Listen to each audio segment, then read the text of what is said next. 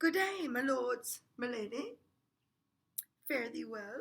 And that's about the extent of my English accent, so bear with me.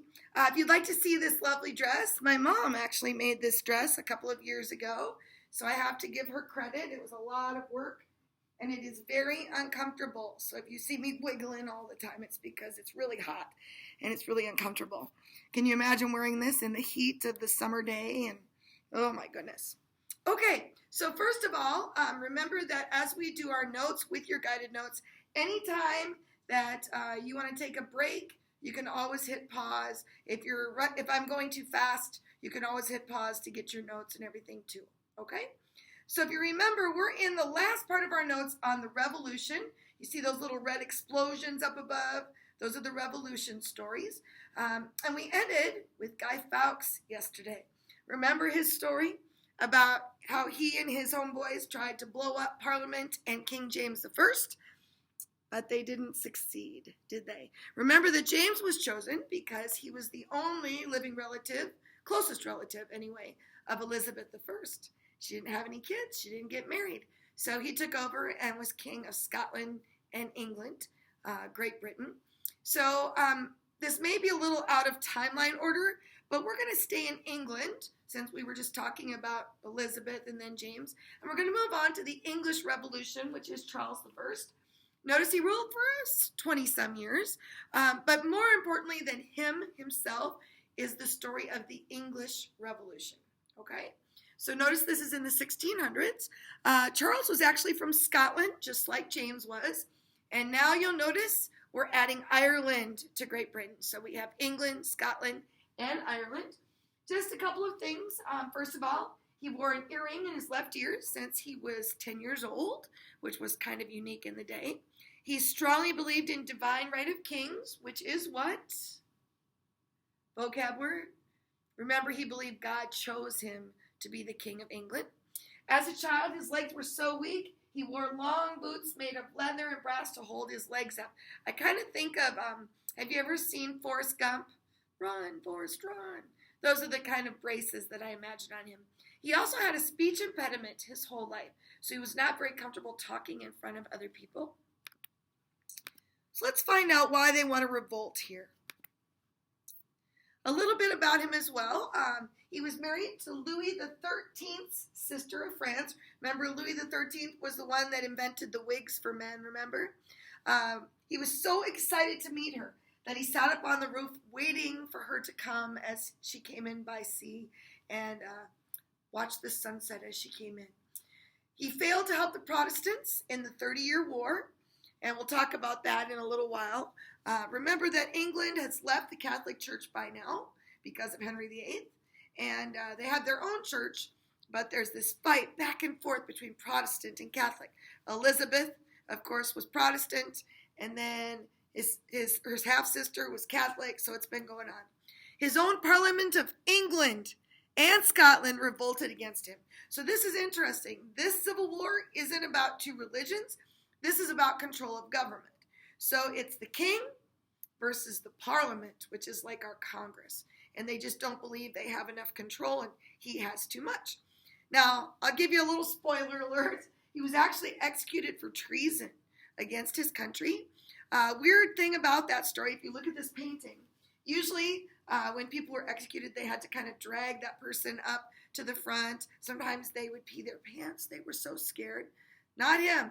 He told his executioners to walk faster for his execution. So maybe he just wanted to get it over with, I guess. But it was actually a really traumatic day.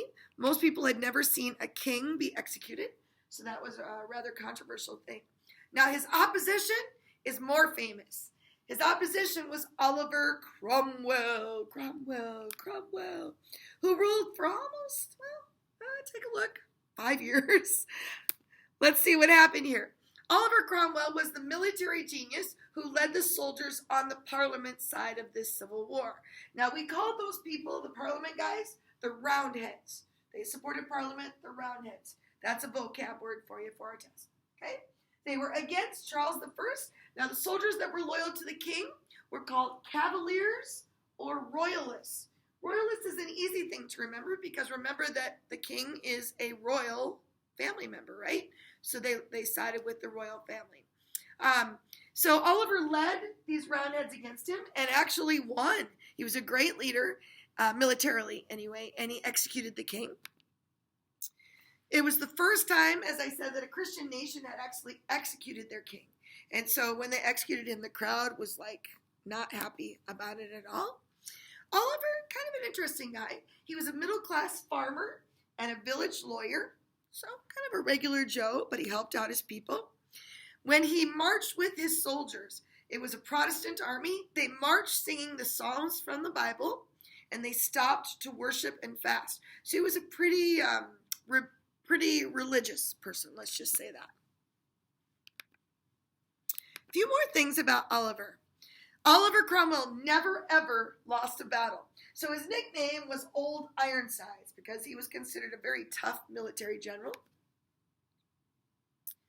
Because of him, Puritans got rid of all bear baiting pits when he took over. Remember when we let the bears and the dogs fight to the death? He got rid of all those, probably a good thing. But he also got rid of anything else that would be anti-religious in his eyes. So he got rid of not movies, but theaters, plays. Even got rid of like Christmas trees and turkeys at Thanksgiving and Christmas because he felt they weren't focusing on the religion itself. So he was kind of a strict religious man. When they won the war, they asked him to be king, but he said no. I mean, we just got rid of a king. I don't want to be king. But he took over as protector. That was the title he used. He did allow religious tolerance, except for Catholics, which was like half of his population. But he was actually more open to other religions. Kind of interesting. And although he was a military leader, he was a horrible political leader. The country was in chaos. Obviously, if he's killing Catholics, they're not happy. Things are not going well. So here's the weird part. When Cromwell dies, only ruled for 5 years as protector, right? They basically took the old king's son and made him king. Charles I's son. Now imagine if your dad had just been executed by this guy and his friends. And now they made you the next king. What do you suppose you would do as soon as you took over? He hunted down all of those people that were part of Oliver Cromwell's army and he killed them. Absolutely. To get revenge for his father. So England is in a mess. They just keep going back and forth between these different leaders. All right, let's move on to William of Orange and Mary of Holland. We're talking about the Netherlands. I told you that Terpstra is Dutch. So this is some Dutch history for you. This is called the Glorious Revolution. Do you remember, we talked about this earlier. Why was it called glorious for a bonus? Because almost nobody died. That's why they call it a glorious revolution. So let's find out what's going on here. First of all, notice William of Orange and Mary, his wife there, ruled for over 50 years, and they were truly loved by the English people. Absolutely. A little background about William. His dad died 8 days before he was born, and his mom would just take off and disappear for years at a time. So this poor little guy, even though he was a royal, he really didn't have a lot of love around him. He didn't have a normal family. He was known as William the Silent because he didn't speak a whole lot. And when he did, he really thought about it a lot before he spoke. Didn't show a lot of emotion. So he was very quiet. He ended up marrying his first cousin, Mary. That's why they're known as William and Mary. In fact, I don't know if you've ever heard of the college William and Mary.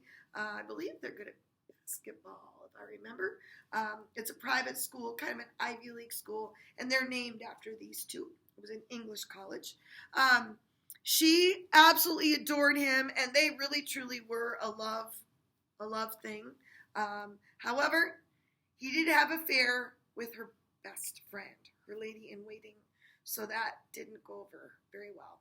But they did love each other. She was 11 years younger than him, and so they kind of stuck together through it all. They took the throne from Mary's father in England. So if you remember, let me back up a little bit. Here's what happens in the Glorious Revolution. James II, this guy with the long wig on, He's in charge of England at the time, and the people do not like him at all. So they send a message over to William of the Netherlands. And they say, hey, how would you like to be the king of England? Can you imagine that? Imagine us like calling up Canada saying, hey, would you send over somebody to be the king or the leader of the United States because we don't like our president? It's kind of weird. But they called him up and he said, sure, I would love to do that. And he gets his army ready and they get over and they're ready to fight. And James walks away. That's why it's called the Glorious Revolution. Now, part of the reason he walked away is because this was Mary's father. So he kind of handed it down to his daughters. So I think that probably had something to do with it. William and Mary were known for the English Bill of Rights, which kept England Protestant, which leads to that Protestant movement in the United States years down the road. He also was a pretty good leader. They really liked him. He gave a lot of freedom to the people of England that they had never had before. So definitely a positive leader for England. Louis XIV was his lifelong enemy. You can imagine Louis very powerful, that Sun King, right? So they kind of hit heads quite a bit. In 1694, sad love story, his wife died of smallpox. And a lot of people that were around him said that he just didn't handle it very well. He ended up dying from a fall off of his horse. But what happened was actually because of that fall, he was on bed rest. And while he was on bed rest, he died of pneumonia and some would say heartbreak. So that was kind of the end of William of Orange. We're going to hear about him again in just a little bit, actually. Now we have to talk about just one person in the country of Prussia. We won't talk a whole lot about it. There's no real war going on here, but we do need to talk about him. And this is Frederick William. He was the Duke of Prussia. Now, we don't have a country named Prussia today, so just so that you know, this is where Prussia was located during his reign. It's kind of up here where today we would have like Poland, Germany, a little bit up in that corner, and it got bigger or smaller depending on who was in charge. Well, if you look at the background on Prussia, first of all, Prussia was kind of a joke. In fact, most people called it the sandbox because they even used cannibalism while they were there. What is cannibalism? Yeah, like they ate other humans. Very backwards country. And then Frederick William came in and he really put Prussia on the map as a powerful country. You notice he ruled for over 40 years. He was nicknamed the Great Elector because of his military and political awesomeness. He was known for winning a big battle, a big war, I should say. He created an army of 40,000 professional soldiers who were just unstoppable. Now, back in that day, the army to beat were the Swedes. The English had the navy, but the Swedes had really, really good foot soldiers. And Frederick William took his soldiers and he fought against the Swedes, actually for a warm water port, believe it or not. And he won, which was unheard of. So he's kind of famous for that. He also started what's called the General War Commissariat in Prussia, which is basically a committee to run the military. That's all it is. A bunch of people, a group of 5, that voted instead of having just one general in charge of the military. So that's one of your vocab words there too. Couldn't find a lot of dirt on this guy. All I found out was he was really stocky and he had a big nose. So that's all there is to Frederick William, the Duke of Prussia. All right, one of my favorite wars. Let's talk about the Dutch Revolt, otherwise known as the 80 Years' War. Now, I want you to imagine this, okay? So imagine you were to fight in this war. This war went on so long that not only would you have fought in this war, but your son would have fought, your grandson, and your great-grandson. This spanned 4 generations of men fighting in this war, and it just kept going and going. So here's what happened. It took place in the Spanish Netherlands. Remember, back in this day, the Netherlands was a Spanish territory. And what happened is, of course, Spain being very Catholic, they were forcing the Dutch people to be Catholic. And they didn't want to. They wanted to be Protestant, or they wanted the freedom to choose their religion. Guess who led this revolt? We're backing up in time a little bit. This was the revolt led by William of Orange. Remember, he ruled there before he came over and ruled in England. So he ruled during the Dutch Revolt. And this is also where our two big powerhouses in the world at the time sided with each side. So England, of course, being Elizabeth, the Protestant queen, she supported the Protestants in the Netherlands. And of course, Spain supported the Catholics in the war because they wanted the country to remain Catholic. Long story short, 80 years later, it finally leads to Dutch independence from Spain. And you have to imagine those soldiers have been fighting there for 80 years. They don't care about the Netherlands. They want to go home and see their families and their children. So eventually they just say, fine, have your independence, go to it. And they've been independent basically ever since, other than World War II for a short amount of time. So we're going to skip that for time's sake. We've talked about the war between England and Spain. Remember who won? England. And what did they do to win? Remember in the movie clip? They used fire ships. If you said fire ships, pat yourself on the back. You did great. We talked about that already, so let's skip ahead. Okay, quick review for you. I'm showing you this in color because on your review and your test, on your review anyway, it's in black and white, and your answer has to do with color on here. So which leader do you think this is, and how do you know? I'll give you about 30 seconds to figure that out. There are 3 clues that tell us who this is.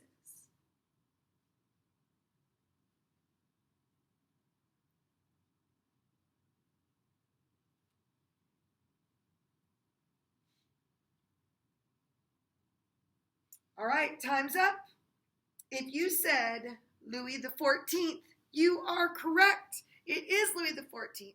The 3 clues.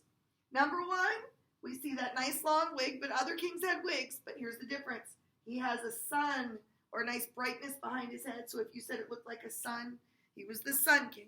That's number 1. Number 2, if you look up here in color, these are the colors of the French flag, so you know that he was a French leader. You got that? Bonus. The 3rd clue is he is riding the chariot of the god Apollo. Yes, Apollo, the sun god. So he's showing himself as the sun god Apollo. Very good. All right, moving on. Now we're going to go to France. Bonjour, bonjour. And let's talk about what's happening over there. So remember that France is a mostly Catholic nation during this time, but it has a small Huguenot minority. Now remember, what are Huguenots? They are French Protestants, right? But what's interesting about this group, although they might be the minority, they control 40% of the nobles. And remember, nobles have a lot of money and a lot of power. So they might be a small group, but they are very wealthy and they're very powerful. There's a series of wars over religion throughout this time period in France. And if you look at who's siding with who, here's what happened. 1589, this civil war over religion was led by a guy named Henry of Navarre, the Huguenot leader. And if you remember, he eventually becomes King Henry IV. We've studied him already. The guy with his skull in the attic in 2012, that's him. Yep. So here's what happens. If you remember, Henry IV is leading these Huguenots to fight for freedom of religion, and he takes over as king. And of course, his Protestant Huguenots think he's going to change the country to become Protestant, but he doesn't. He declares that France will remain Catholic, and not only that, that he will become Catholic. Whew. You can imagine how mad they were. This is where we hear that famous quote, "Paris is well worth a mass." He said, "I will go to mass for the good of the country because I know that the country will not accept such a big change all at once," right? That's kind of why he did that. But then he passed the Edict of Nantes that said 2 things, and I know you know these already. Number 1, it said the country would remain Catholic. But secondly, here's where he helped out his friends. He said that the Huguenots could have religious and political freedom. And ultimately, that's what they were fighting for. So that was helpful. All right. We're going to skip the agree, disagree for right now and just move on. Our next war is called the 30 Years' War. This is kind of one of our last ones. It took place in the HRE. We haven't used that term before. The HRE stands for the Holy Roman Empire. And if you look at it, it includes all of this territory in pink. So if you looked at it today, it includes all of Germany, some of Poland, Czechoslovakia, Austria, Slovenia, Italy, Switzerland, Belgium, the Netherlands, and even a little bit of France. That is the HRE, okay? So for our purposes, we'll kind of count it as like Germany and then some, okay? So we'll call it Germany. So let's find out what happened in the 30 Years' War. As we said, it took place in the HRE, which is modern-day Germany. It began as a religious war and eventually became very political. The reason this war is important and we study it is because this was like as big as World War II for them. Every major country in Europe fought in this war except one, except England. They decided they didn't want to get involved. But, I mean, especially when you don't have planes and you can't get all the way to countries in Africa or Asia, this was like a world war to them. Absolutely. And the war started in a weird way here. There were three guys, three Bohemians, that were drinking in a bar. And, of course, people don't always think straight when they do those things. And the guys started arguing about religion. Two were Protestant, one was Catholic, or vice versa, I can't remember. Anyway, as they got fighting, it started getting heated, and the two guys took the one guy and they threw him out the window into a pile of manure. Well, it just so happens that the guy that got thrown out the window had the ear of the king, and he was a very powerful man. So because of that fight in a bar, started the 30 Years' War. And again, imagine fighting for 30 years. Who can tell me, how long did the U.S. fight in World War II? 4 years. And if you talk to the people that lived during that time, like my grandmas, they'll tell you that those 4 years were the longest years of their lifetime as they were writing letters back and forth to their husbands who were serving. Can you imagine having one of your family members or you gone and fighting for 30 years? It's a long time. So if you left right now and you were 16 years old, how old would you be when this got done? 46. That's a lot of life, isn't it, that you're missing out on. So it was a very long war. Just to give you an idea of how drastic this war was and how devastating, Germany's male population was reduced almost completely in half because of this war. And what's interesting to me is it just seems like we don't learn from history. Germany lost almost half of their men after World War I, and they did it again in World War II. So sad. And I can say that because I'm German. I'm from there, so I'm like, what in the world, people? Now, to give you an idea, the Swedish armies alone destroyed 2,000 castles in the HRE, 18,000 villages, and 1,500 towns in Germany. Basically, 1/3 of all of the German towns were wiped out, completely just gone, including their people. I mean, imagine taking like all of the West Coast and just throwing it in the ocean in our country. That's what it would be like for them. So I want to show you what happened by looking at a map here. This is what Europe looked like before the HRE. You might recognize some of these names from movies or things like that. We have the Visigoths, the Ostrogoths, the Slavs, the Saxons, the Jutes, the Angles, the English, Angles. How about the Franks? Meaning what country today Franks are from? France. Yep.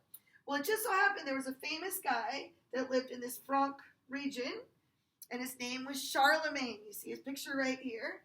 He became the leader of the entire Holy Roman Empire, the HRE. So this is what it looks like with all of his lovely territory. What's interesting is during World War II, there was a ruler who wanted to be just like Charlemagne. Can you guess who it is? You got it.